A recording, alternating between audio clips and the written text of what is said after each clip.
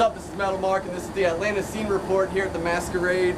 We're here for Children of Bodom, Black Dahlia Murder, and Between the Buried and Me, and I'm here with Trevor from Black Dahlia Murder. Man, how you feeling, man? Good. Stoked for this tour. Day 3 coming up today, and so far it started off pretty awesome.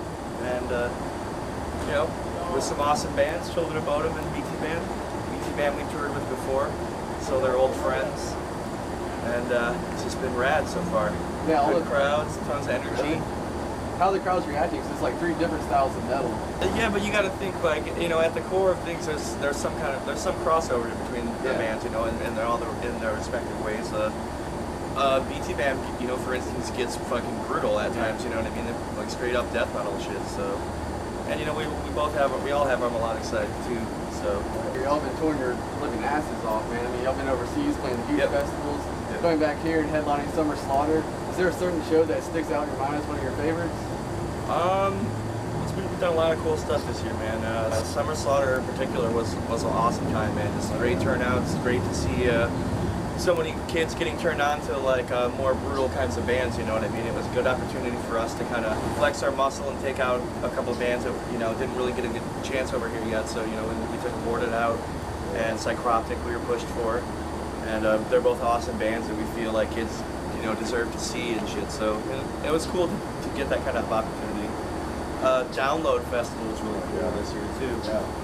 That we had played before in like 2004 when we were first coming up, and was on a much smaller scale. You know, we had a really weird time slot on a kind of a weird stage. So this time it was cool, man. We got to go out and really rock it. So it's fun.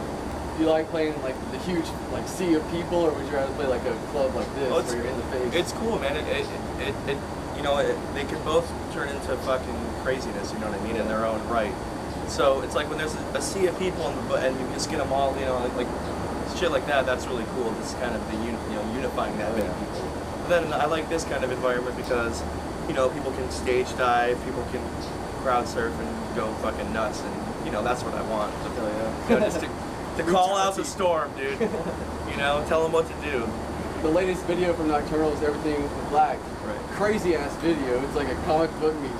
Yeah, it's creep show. Dude. Yeah, it's just crazy shit. Was that your idea, or was it the director's? It was Brian's, actually. Okay. We had even kind of joked about doing a creep show themed album because there are, I think there's like 9 different skits between the 2 movies, you know. Yeah. So it would be kind of cool in that way. But we settled on the video, and I think it came out really cool. Oh yeah, definitely. It's hard, man. It's hard to make videos, dude. You look at so many videos out that suck, man. I mean, we've had a lot of bad videos, you know what I mean? It's expensive, and it's hard to get what you want to get across, you know what I mean?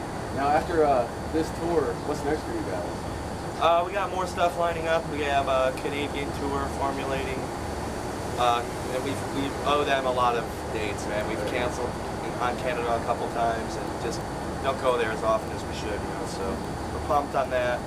That's going to be like earlier on in the winter months, and then we have a big ass tour lined up for after Christmas, which is going to be a European run from east and west. So that'll be our first time like going to like Sweden and Norway and all these places. So pretty stoked, man. Be an album coming out soon, or y'all just gonna ride this out? We still got a ways to go on pushing this record, but we're starting. We've got to be smart, and we started to write the new one, you know, kind of at home, piece it together. There's a couple songs coming into existence right now that I'm super pumped on. Oh yeah. So I have to make the big decision, you know, what one of the lyrics going to be like, and it's kind of hard to decide because you got to kind of pick the theme for the whole record, you know. But in like one song kind of can pigeonhole. When you're writing your lyrics, like what's your writing process for your lyrics? The music exists first. You know, there'll be some times when I'll like request certain arrangements of the song. You know what I mean? Like, let me do the verse a couple more times or something. But you know, for the most part, the song's written, and I'll get it and just listen to the shit out of it and play around with it for a long time. Usually, each song. And the hardest part is just coming up with interesting patterns. You know what I mean? You've seen them live, you know they go absolutely apeshit on stage. They throw down like no other. Oh, shucks. I mean they tear it apart. You know it if you've seen them. And we hear they all throw down pretty heavy off the stage as well. from all the tours, man, what's one of the craziest nights or craziest things that's happened after a show? Shit. First night in Europe ever, man. Well, we flew into Amsterdam the day before, which was a mistake on someone's part, because, I mean, we bought so much weed, dude, like, just like, as much as we could physically carry, you know, to start the tour out with. And we bought mushrooms. And as soon as we got done playing, I like walked up the stage, like wiped my face off, and started eating all these huge mushrooms, man. Because like they're not like dried, like crispy little, you know. Yeah. They're like huge, dirty ass vegetables, man. Like wet as fuck, crunchy as fuck. Like eating these huge stalks of fucking mushrooms. And then I saw Napalm Death for the first time on mushrooms. Wow. In France, so that was awesome.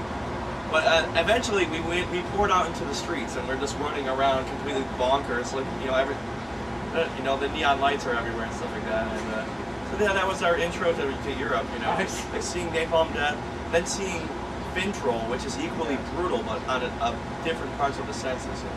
Because you're watching this band that like they're playing troll music, dude.